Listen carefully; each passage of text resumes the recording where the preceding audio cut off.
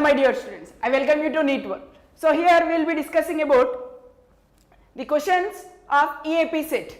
Okay, so here the first question is from, this question is from May 20th shift of 2025 EAPCET. Okay, so here the question says consider the following complexes. There are 4 complexes given. So we need to answer which of them having least spin only magnetic moment. So which one you tell me? So how can we do this? So this can be done using the concept from metal complexes, that is what? VBT, valency bond theory. So what is this valency bond theory? So here we have iron complex, right? What is the oxidation state of iron? Here it is +3, right? So now how many electrons are there in this iron? +3 complex. So find the oxidation state of iron. Here it is having +3. So that now what you need to do? So write its electronic configuration. So what we have? 3d5, 4s2. If it is, see, if it is iron atom, so it will be having 3d6, 4s2. So since it is ion, by removing 3 electrons from here, it means this electronic configuration becomes how much now? So 3d5, 4s0, right? So this is the electronic configuration. And what is the nature of ligand we have here? That is strong field ligand. Therefore what happens to the electron pairing takes place. Now it will be having 1 unpaired electrons in this d orbital. Just take this d orbital like this. Okay, so fill this 5 electron, 1 2 3 4 5 over. So now after this we have 4s and the next we have 4p. Okay, these 3 orbitals p and this is 4. Now the remaining electrons will get paired up like this. See, these 2 electrons are getting paired up and we are remaining with 1 unpaired electron. So I can say it has how many unpaired electrons? 1 unpaired electron. Okay, so it will be having 1 unpaired electron. Now what about manganese in this case? So here it is having, what is the electronic configuration we need to know. Find oxidation state. Now if you do that you will get +2. After getting +2, now electronic configuration become 3d5, 4s0. Okay, again here also strong field ligand. Similarly for this also 1 unpaired electron we have like this. Now, so which is having least they are saying. Yes. Okay, so now here what about the other case here? So take this. So cobalt +3 complex. So how many are there? So how many unpaired electrons it has now? So just count. Cobalt means 3d7, 27 atomic number now. So 3d7, 4s2 electronic configuration. So +3 means you need to remove 3 electrons from here so that it will become 3d6, 4s0, right? So 6 electrons are there. So these 6 electrons are there in the d orbital. Now we have strong field ligand. So all the 6 electrons are get paired up. So that what we'll get? So that we'll get 3d6 electrons with these 6 electrons. 3 electrons are like T2G set, okay, and 2 electrons should be in EG set if it is normal weak field ligand. But here since cyanide is a strong field ligand, all the 6 electrons should be paired in the lower energy shell only. So therefore unpaired electrons are how many? So number of unpaired electrons are 0 in this case, n equals to 0. So it will be having least, what? Least magnetic moment. Similarly here also it is having +2, iron +2 complex. Let me change the color.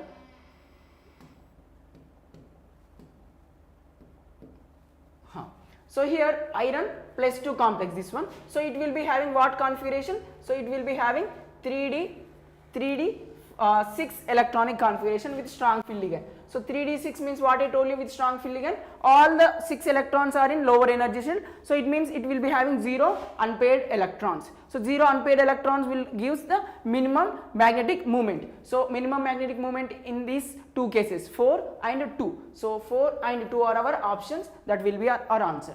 Now if they ask for maximum magnetic moment, so you can go with 1 and 3 as they have both of them having 1 electron like that. So minimum maximum, I hope it is clear. Now what is the formula we need to use for calculating spin only magnetic moment? Use root over n into n+2 Bohr magneton formula. Okay, so what is the n value here? So number of unpaired electrons. In first and third case n value is 1, whereas in this 2 and 4th case, n value is 0. So n value 0 means 0 magnetic moment in 2 and 4, and n value 1 means it will be having root over 1 into 1 plus 2, that is around 1.73 will be the magnetic moment in 1 and 3 case, and 0 in 2 and 4th case. Hope it is clear. Now let us move further.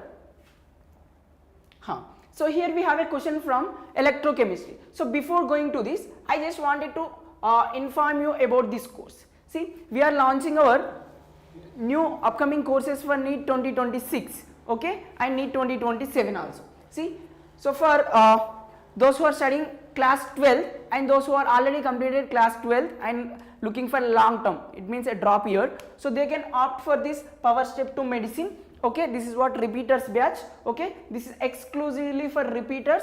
So those who are seriously preparing, so those are considered to be joined in this particular this batch. Okay, so it will be very well crafted and well designed batch with very quality lectures as well as very quality materials which will be provided by our institute only.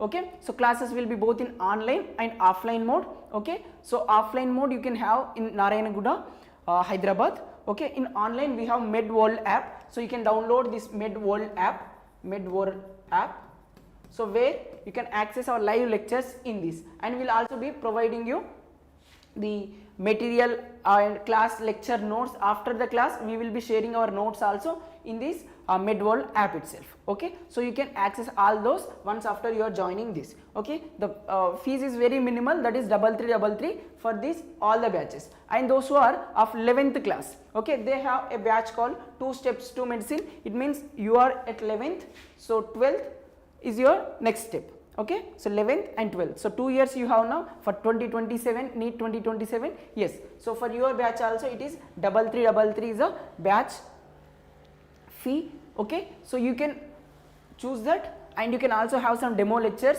Okay, so you can book one-on-one sessions also with us, so that you will get more clear idea how we are teaching, what are the things we are going to provide you, everything will be there. Yes, so I hope it is clear about this new batch commencements and all. So we are launching this batch from July 1st. Okay, hope it is also clear. Now let us move further. This is done. Yes, so tell me, this is from electrochemistry. Look into the question. So when 3 amperes of current was passed through an aqueous solution of salt of a metal M, atomic mass is this much for 1 hour. So having this much mass of this metal M is deposited.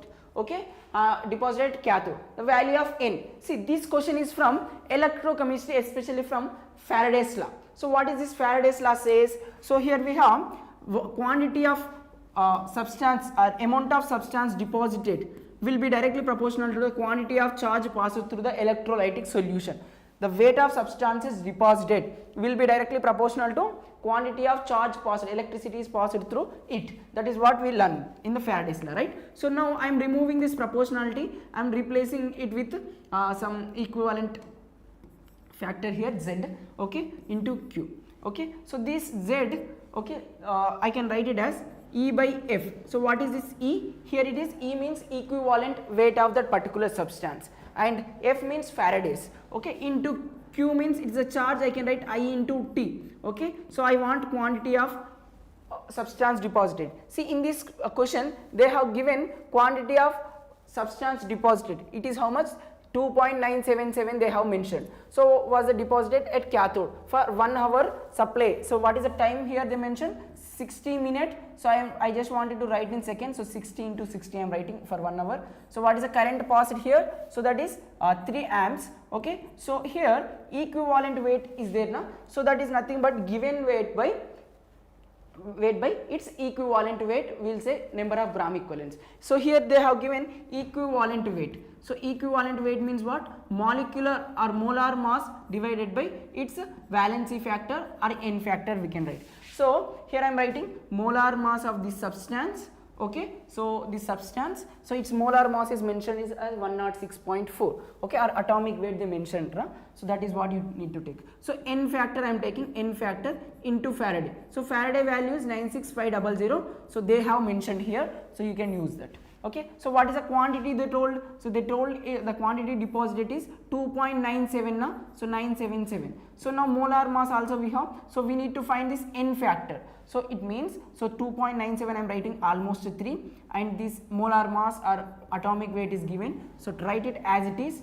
By n factor we need to calculate into 96500 into 3 into 60 into 60. See, this 3 I am removing. Okay, so 00 removed. So what we required, this n factor value we required. See, so how much we have? 106.4 into 36 divided by 965. So just look at the values. So we have like 1 2 3 4 numbers only now. See, I just moving this decimal this side and also here this side. So what we got? So this is 9.65 means around 10, let us say. So this will be around 3.6 into some number we have. So that will be give around 3.6 into 1 plus some number is there. So it will be gives around 4. So this is our answer here. So nearest integer 4 is our answer. Hope it is clear. No need of simplifying also. Just see.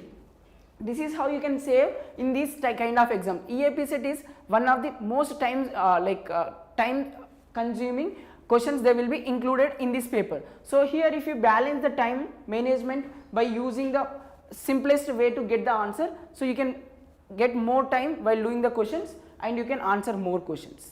Okay, since there is no negative mark, you need to give a special type of approach during the exam to save the time. Okay, like option elimination method, or using simple mnemonics, you need to get the answer, some kind of way which makes you to feel clear with very few steps. Okay, now here identify the correct statement from the following. So there are 3 statements. Out of that, what are the statements correct we need to identify here. So see, adsorption process, in adsorption process both enthalpy entropy decreases. Is that true statement or not? See, what do we mean by adsorption? See, adsorption means, see, if this is a surface, so on the surface accumulation of particles, right? So this, let us say gas particles we have, so accumulation of this gas particle on the surface, we can say this is adsorption. Okay, so now during this adsorption what happens? See, gas molecules are accumulating on the surface. It means before here they are very moving randomly, now they are orderly arranged on the surface, they are came to close to each other. So it means its entropy is getting decreased, even enthalpy also decreases. So both enthalpy entropy decreases here. So I can go with, see, one option here, one option here, one here. Okay, we can remove this. Next step, in general this option is irreversible process. No, this option is reversible process. So why physis option occurs? Generally it is due to some physical forces like van der Waals forces, like that. Okay, just having some weak forces of attraction. So by heating or by doing temperature changes, conditions changes, so the process can be reversible, whereas chemis option is irreversible. Okay, physis option is reversible and chemis option is irreversible. So this statement is incorrect. Okay, this is irreversible, they mentioned that irreversible. Okay, so you can remove this. So you can remove this, you can remove this. We have you can, yeah, here we have this option, here you can remove this. So in this we have 3, not 2, here 2, just remove that. So what is the third option they are saying? The catalyst used in the decomposition of potassium chloride is manganese dioxide. Yes, MnO2 is used here. So option 1 and 3. So 1 and 3 statements are correct here. So you can go with option number 3, not 2. Hope it is clear, right? Let us move further. So what about this? Natural rubber becomes soft at low temperature and brittle at high temperature. See, natural rubber will be having physical forces of attraction between the layers. See, natural rubbers has van der Waals forces between the polymer chains. Yes, so these van der Waals forces are weak forces. So since they are weak, so upon heating them, they will be damaged. I mean, whatever the forces are there, they will become little more weaker. So they will become little more weaker means at high temperature they will become softer, at low temperature they will be brittle. So they mentioned in the reverse manner. See here, see option 2 is correct, statement 2 is correct, statement 1 is incorrect. See, natural rubber becomes soft at low temperature. No, soft at high temperature, brittle at low temperature it should be, but they given in the reverse manner. So statement 1 is incorrect, okay, and statement 2 is correct. See, Statement 2 is correct. Why? Because natural rubbers have weak van der Waals forces, the weak forces.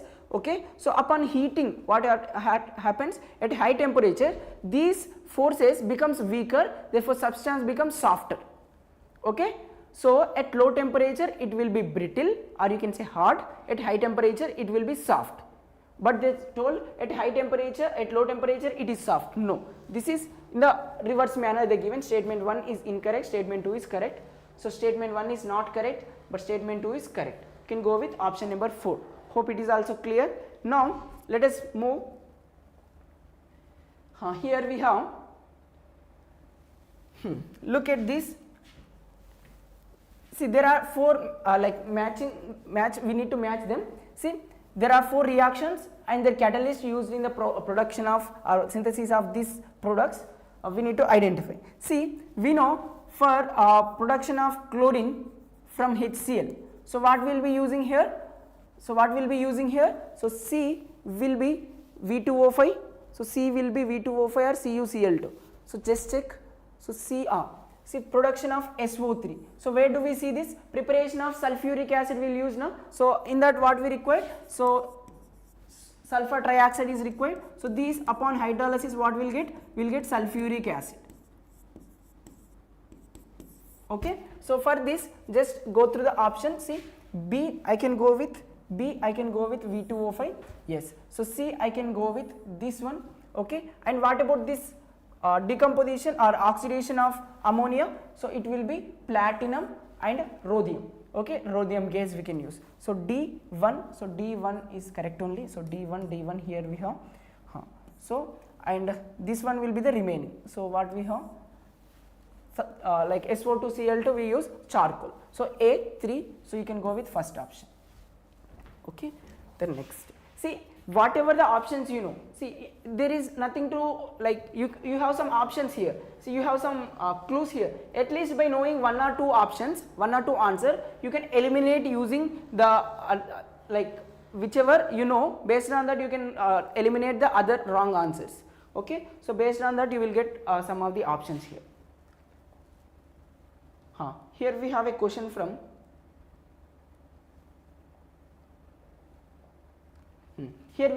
from blast furnace, that is from metallurgy. See, identify the reaction which occurs in blast furnace at a temperature above 900. So the reaction should take place at above 900. So if you look at this blast furnace, see these are the reactions they have given. So let us say first reaction let us consider.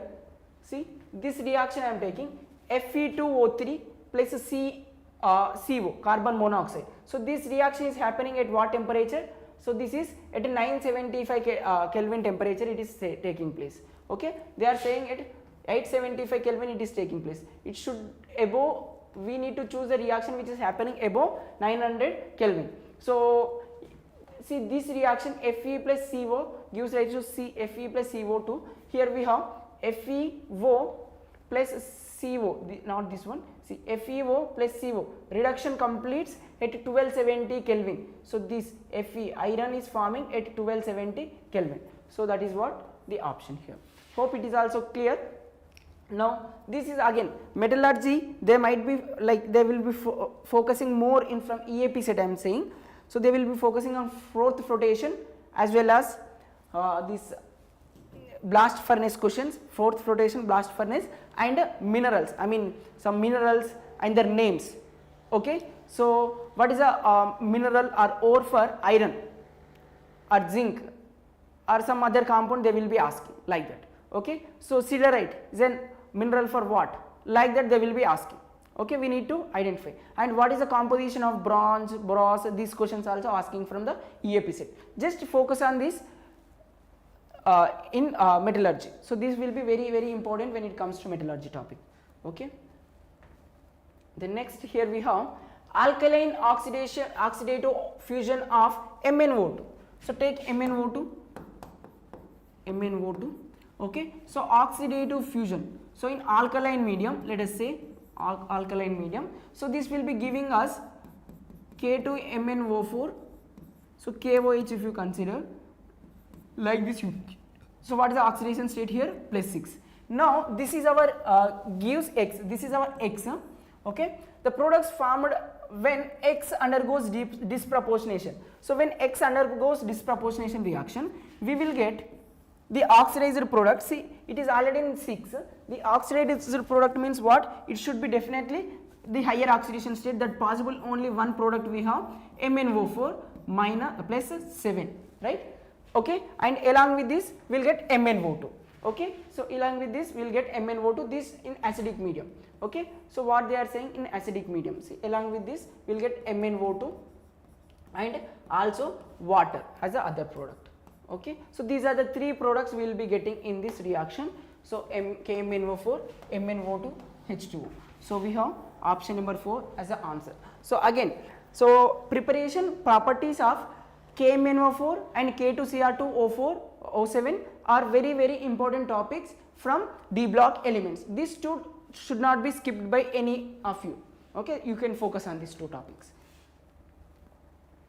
Now tell me, what about water soluble vitamin which is not excreted through urine easily? Yeah, see, here we have water soluble like vitamin C also water soluble. So here we have water soluble vitamins. Okay, so but out of these only vitamin B12, if it is excess is there, that will not be excreted through urea, but it can be stored in the liver, right? So it means what is a suitable answer? Vitamin B12 is a suitable answer because it will not be excreted by urine, but it will be stored in the liver. Okay, that will be used again. Okay, then next, here sucrose. So sucrose contains, or it is made up of alpha D glucose and beta D fructose, right? So whenever sucrose boiled with dilute HCl gives 2 functional isomers, X and Y. So means whenever you can do acid hydrolysis of sucrose, you can say, so sucrose upon hydrolysis or treating with boiled with dilute acid, so gives was 2 isomers X and Y. So X and Y is produced. Definitely what are these? So alpha D glucose, one is alpha D glucose, another one is beta D fructose. Okay, that's it. Let us write up to here. Now, so X gives monocarboxylic acid with bromine water. So let us say glucose and fructose we have. See, out of this only glucose will gives, glucose upon treating with bromine water, that aldehyde group converts into, see, monocarboxylic acid with bromine water, but not Y. The number of OH groups in cyclic structure of glucose. So how many we have? So it will be giving monocarboxylic acid means it will be glucose. So it will be having, so what is the structure here? I can write CHO, OH, H, OH, OH, OH, H, OH, H, CH2, OH. Like this we will be writing now. Okay. So cyclic structure means this hydrogen from here removed. So this one will be having a cyclic structure with this, like this. It will be like this. So now how many? 1, 2, 3, 4, 5. So how many 5 hydroxy groups are there? 5. So 5 is our answer. Hope it is also clear. Next, identify the artificial sweetener which has highest sweetness value compared to the sugar cane or cane sugar. See, allium will be having around 2000 times more sugary than or sweeter than this sucrose, that is was cane sugar. And what about this one? So this is around 100 to 200 times, and this will be around 300 times, and this will be around 600 times. Okay, so which is having maximum sweetness? So it will be allium. So that you can choose highest sweetness value for allium will be your answer. Hope this is also clear, right? Yeah. So let us discuss one more question here. So here we have question from organic chemistry. See, they have removed Cl and replaced it with OH group. It means this is just a substitution reaction, and here also removed chlorine substituted with OH. Now the correct statement regarding the mechanism involved in the above reactions is, so look here, what is the mechanism involved here? So in the first reaction I can say, since it is having tertiary carbon, substitution is taking place, so nucleophilic substitution. So for tertiary carbon it will be favored by SN1, so I can say SN1 substitution reaction mechanism here. In both, so in SN1 what is the intermediate formed? Carbocation, right? The correct statements we need to answer.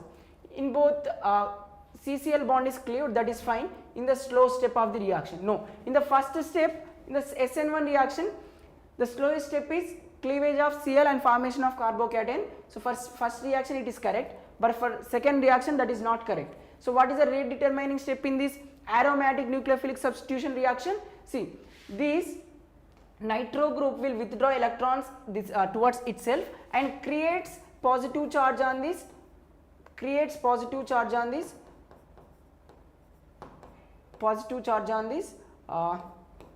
carbon here, positive charge here. Okay, so there this OH, which is incoming nucleophile, will attacks. Therefore this is the first rate determining step, and Cl will be taking removed in the first step, that is the second step. So see, in first step cleavage is in slow step, that is for first reaction, that is correct only, because this is SN1 reaction up to here. And for second one is a fast step, so in which CCl bond cleavage takes place, right? So CCl bond cleavage takes place for second reaction in second step, that is fast step. Hope this is also clear. Yes, so these are the questions from that paper I have discussed. Now I think almost all the questions from this particular session, like May 20th question paper is done, shifted to question paper is done almost in 2 or 3 parts. So we will discuss in the upcoming sessions with some other new papers. Okay, so I hope you will be following us continuously, and if you are really interested you can join our long term batch. Okay, thank you for watching.